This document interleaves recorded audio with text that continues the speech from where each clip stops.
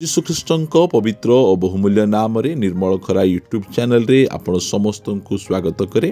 ପ୍ରଭୁ ଆମମାନଙ୍କୁ ପ୍ରତି ପ୍ରଭାତରେ ତାଙ୍କର ପବିତ୍ର ବାକ୍ୟ ମାଧ୍ୟମରେ କଥାବାର୍ତ୍ତା ହେଉଛନ୍ତି, ସେଥିପାଇଁ ସ୍ୱର୍ଗର ପରମେଶ୍ୱରଙ୍କୁ ମୋ ହୃଦୟ ସହିତ ଧନ୍ୟବାଦ ଦିଏ। ପ୍ରିୟମାନେ, ଆମମାନେ ଖ୍ରୀଷ୍ଟମାସ ସିଜନରେ ଆମେ ବାସ କରୁଛୁ। ଆଉ ଏ ଖ୍ରୀଷ୍ଟମାସ ସିଜନରେ ପ୍ରଭୁଙ୍କ ଦାସ ଭାବରେ ଆପଣମାନଙ୍କୁ କିଛି ପରାମର୍ଶ ଦେବା ପାଇଁ ଚାହେଁ, ଛୋଟିଆ କିଛି ପରାମର୍ଶ ଦେବା ପାଇଁ ଚାହେଁ। ଆପଣମାନଙ୍କ ନିକଟରେ ଅଳ୍ପ କିଛି କଥା ରଖିବା ପାଇଁ ଚାହେଁ। ଦୟାକରି ଆପଣମାନେ ଶୁଣନ୍ତୁ, ନିହାତି ଏହା ଆପଣମାନଙ୍କର ଜୀବନ ନିମନ୍ତେ ବହୁତ ଆବଶ୍ୟକ ରହିବ। ପ୍ରଥମ ବିଷୟ, ଏ ଖ୍ରୀଷ୍ଟମାସ ସମୟରେ ଆପଣଙ୍କୁ ପ୍ରଥମ ବିଷୟ କହିବା ପାଇଁ ଚାହେଁ, ଆପଣ ଋଣଗ୍ରସ୍ତ ହୁଅନ୍ତୁ ନାହିଁ। ଆଜି ଅନେକ ଖ୍ରୀଷ୍ଟିଆନ ଭାଇ ଭଉଣୀମାନେ ଅଛନ୍ତି ଯେଉଁମାନେ କି ଏହି ପର୍ବ ପାଳନ କରିବା ପାଇଁ ଅନେକ ଋଣଗ୍ରସ୍ତ ହୋଇଯାଆନ୍ତି। ଋଣରେ ଏହି ପର୍ବକୁ ସେମାନେ ପାଳନ କରିବା ପାଇଁ ସେମାନେ ଇଚ୍ଛା କରନ୍ତି, କାରଣ ଗୋଟିଏ ବୋଲି ପର୍ବ। ଏହି ପର୍ବରେ ଆମେ ଡ୍ରେସ୍ କିଣିବା, ପିଠାପଣା କରିବା, ଘର ରଙ୍ଗ ଦେବା, ଏହି ପ୍ରକାର ଭାବରେ ସେମାନେ ପଇସା ନଥିଲେ ଅନ୍ୟ କାହାଠାରୁ ଋଣ ଆଣନ୍ତି। ପ୍ରିୟମାନେ, ବାଇବଲ କହେ ରୋମିଓ 13 ପରସ୍ପରକୁ ପ୍ରେମ କରିବା ବିନା ଆଉ କାହାରିଠାରେ ଋଣୀ ହୁଅ ନାହିଁ। ଏହା ନୂତନ ନିୟମର ଆମମାନଙ୍କୁ ପ୍ରଭୁଙ୍କର ପରାମର୍ଶ ଯେ ତୁମେ ଋଣଗ୍ରସ୍ତ ହୁଅ ନାହିଁ, କାହାର ଋଣଗ୍ରସ୍ତ ହୁଅ ନାହିଁ। ପ୍ରିୟମାନେ, ଆମମାନେ ପର୍ବ ପାଳନ କରୁଛୁ, ଖ୍ରୀଷ୍ଟମାସ ପାଳନ କରୁଛୁ। ଆମେ ଆପଣମାନଙ୍କୁ କହିବା ପାଇଁ ଚାହେଁ, ଋଣଗ୍ରସ୍ତ ହୁଅନ୍ତୁ ନାହିଁ।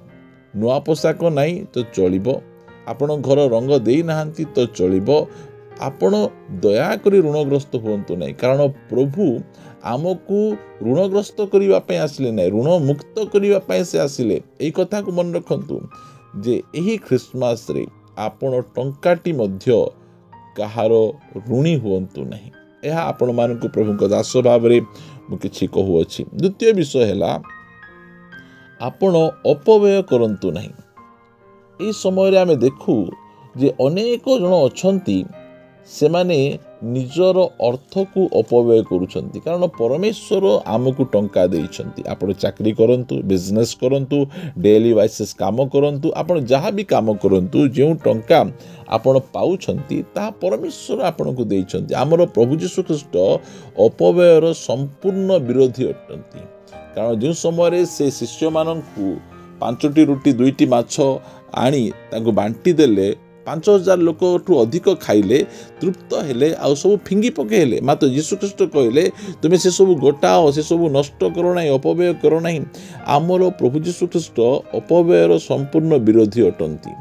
ସେଥିପାଇଁ ଏହି ସିଜନରେ, ଖ୍ରୀଷ୍ଟମାସ ସିଜନରେ ଆପଣ କୌଣସି ବିଷୟ ଅପବ୍ୟୟ କରନ୍ତୁ ନାହିଁ। ନା ଟଙ୍କାର ଅପବ୍ୟୟ କରନ୍ତୁ, ନା ସମୟର ଅପବ୍ୟୟ କରନ୍ତୁ, ନା ଆପଣଙ୍କ ଟ୍ୟାଲେଣ୍ଟର ଅପବ୍ୟୟ କରନ୍ତୁ, କୌଣସି ବିଷୟ ଅପବ୍ୟୟ କରନ୍ତୁ ନାହିଁ। ଦେଖନ୍ତୁ, ଆମମାନଙ୍କର ଖ୍ରୀଷ୍ଟମାସ ସମୟରେ ଯାହା ଆମର ଆବଶ୍ୟକ ନାହିଁ, ଏ ପ୍ରକାର ଅନେକ ବିଷୟ ଗୁଡ଼ିକ ଆମେ କରିଥାଉ। ଆମେ ଲିଚୁ ମାଳ ଲଗେଇଥାଉ, ଆମେ ଖ୍ରୀଷ୍ଟମାସ ଟ୍ରି ଆମେ ସଜେଇ ଥାଉ, ଆମେ ସାଣ୍ଟା କ୍ଲଜର ଟୋପି ଗୁଡ଼ିକ ଆମେ କିଣିକିନା ଆମେ ପିନ୍ଧିଥାଉ। ଏସବୁ ଯାକ ୱେଷ୍ଟ। ଏସବୁର କୌଣସି ପ୍ରକାର ଆତ୍ମୀୟତା ନାହିଁ। ଏସବୁ କରିବା ଦ୍ୱାରା ଆମେ କୌଣସି ପ୍ରକାର ପ୍ରଭୁଙ୍କୁ ଗୌରବ ଦେଉନୁ, କି କୌଣସି ପ୍ରକାର ଆତ୍ମିକତା ନଥାଏ। ଏସବୁ ଗୋଟେ ଷ୍ଟାଇଲ୍, ଫ୍ୟାସନ୍। ଏସବୁ ବାଇବଲରେ ମଧ୍ୟ ନାହିଁ, ବାଇବଲ ବାହାରର ବିଷୟ ଗୁଡ଼ିକ। ସେଥିପାଇଁ ଏହିସବୁ ବିଷୟ ଗୁଡ଼ିକରେ କାଗଜର ଷ୍ଟାର କିଣିବା, ୱାୟାର କିଣିବା, ଲାଇଟ୍ କିଣିବା, ଘରର ଉପରେ ଲଗାଇବା, ଶହ ଟଙ୍କା ଖର୍ଚ୍ଚ କରିବା, ଏସବୁ ଗୁଡ଼ିକ ଅପବ୍ୟୟ ଗୁଡ଼ିକ। ସେଥିପାଇଁ ଏହିସବୁ ଗୁଡ଼ିକ ଆବଶ୍ୟକ ନାହିଁ। କାରଣ ଯେଶାୟା 55:2 ଲେଖାଯାଉଛି, ଅଖାଦ୍ୟ ଦ୍ରବ୍ୟ ନିମନ୍ତେ ତୁମେମାନେ କାହିଁକି ରୂପା ବ୍ୟୟ କରୁଅଛ? ପ୍ରିୟମାନେ, ଆମର ବହୁମୂଲ୍ୟ ଟଙ୍କାକୁ ଆମମାନେ କାହିଁକି ଏହିସବୁ ବିଷୟ ଗୁଡ଼ିକ ନିମନ୍ତେ ଆମେ ବ୍ୟୟ କରିବା? ଅପବ୍ୟୟ କରିବା କଥା ନୁହେଁ।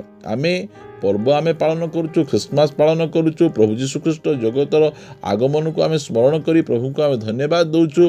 ଆମେ ଋଣଗ୍ରସ୍ତ ହେବା ନାହିଁ, କି ଆମର କୌଣସି ଟଙ୍କାକୁ ଆମେ ଅପବ୍ୟୟ କରିବା ନାହିଁ। ଏହାକୁ ଆପଣମାନେ ଦୟାକରି ଧ୍ୟାନ ଦିଅନ୍ତୁ। ଆଉ ତୃତୀୟ ବିଷୟ କହିବା ପାଇଁ ଚାହେଁ ଆପଣମାନଙ୍କୁ, ଆମେ ଆମର ଘରକୁ ଆମେ ସଫା କରୁଛୁ, ଆମର ଚର୍ଚ୍ଚକୁ ଆମେ ସଫା କରି ଆମେ ବହୁତ ସୁନ୍ଦର ଭାବେ ଆମେ ସଜାଉଛୁ। ବହୁତ ଭଲ କଥା। आम घर को सफा करवा चर्च को सफा करवा मात्र एटा मु आपण मानक कहवाई चाहे प्रभु जीशु ख्रीष्ट घर को नेवाई आसुना कि चर्च को नेवाई आसुना आम रहा घर सफा सुतरा दरकार गंधियारे आम रहा ना ये सब आम करूछु ताठू बहुत इम्पोर्टेंट विषय है आमर निजर जीवन आमर निजर जीवन को आम सजेबा यह हूँ गुरुत्वपूर्ण विषय कारण प्रभु जीशु ख्रीष्ट आमर जीवन को सजेबा पाई आमर जीवन को पवित्र करिबा पाई आमर जीवन को परिष्कार करिबा पाई से आसिले आमे सेही विषय को आमे परिष्कार आम जदि आमे करिबा ताहले आम समस्त निमंते बहुत बहुत भल रहिबो।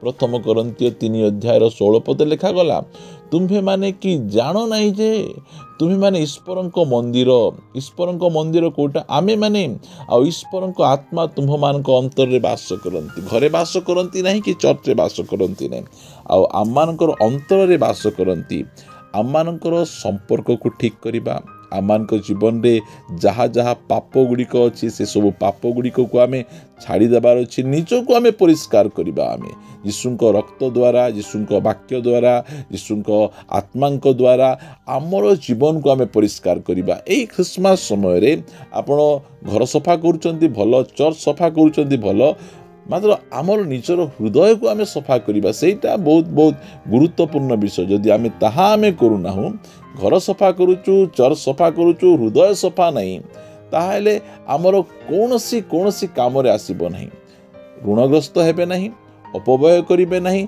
आ निजको सजाइबे बिल्कुल नुआ पोशाक पिंधिबे आपण निजको बहुत सुंदर भाव ड्रेसिंग पेंटिंग हेबे से कथा मु कहू नहीं मु कहूँगी बा वाक्य कहूँगी जे निज हृदय को सजातु निज जीवन को सजातु आपण यही ख्रिस्टमास समय डिसीजन नियंतु मु निशा द्रव्य गुड़िक को छाड़देवी मु मिछ कहबाटा छाड़देवी मु क्रोध करवाटा छाड़देवी मु लांच नेबाटा मु छाड़देवी एटा करंतु आपण मु क्षमा देवी मो भाई भौणी मान सहित मिसिबी एथिपाई प्रभु जीशु ख्रीष्ट आसिले।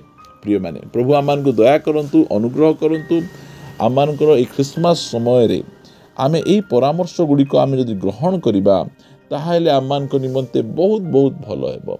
आउ चतुर्थ विषय आपण मान को निकट रखिबा पाई चाहे जे आपण स्वार्थवादी हुंतु नहीं ए ख्रिस्टमास समय रे आपण केवल निजर स्वार्थ ही चेष्टा करंतु नहीं अन्य दुखी दरिद्र अनाथ विधवा माने अनेक जन अछंती आमान को मध्य रे आमान को मंडली रे आमान को साही रे सेमानक पाई मध्य टिके चिंता करिवार आवश्यक रही अछि कारण वाक्य आमान को कहे याकूब पुस्तक जदि आमे पढ़िबा आमे याकूब पुस्तक यार 1 अध्याय 27 पद अनाथ और विधवा मानकु सेमानक दुख अवस्था रे संखलिबा पुणी संसार रु आपना को निष्कलंक रूपे रक्षा करिबा एहा आंभ मानक ईश्वर और पितांक छामुरे विशुद्ध और निर्मल धर्मपरायण अटे।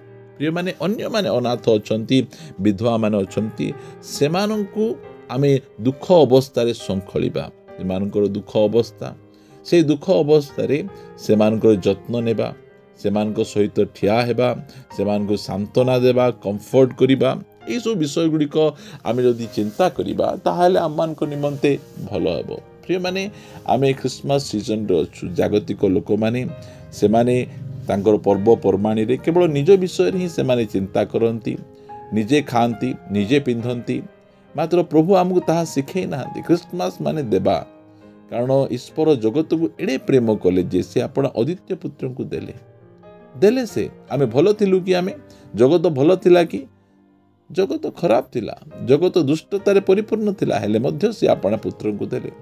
प्रिय माने आमे अन्य मान को देबा आमे केवल निजर स्वार्थ चेष्टा करिबा नहीं निज पाए एका शॉपिंग करिबा नहीं निज पाए ही खाइबा नहीं निज पाए एका बनेबा नहीं ताहा नहीं अन्य मान को मध्य आमे चिंता करिबाटा यह बाइबल आम को सिखाए।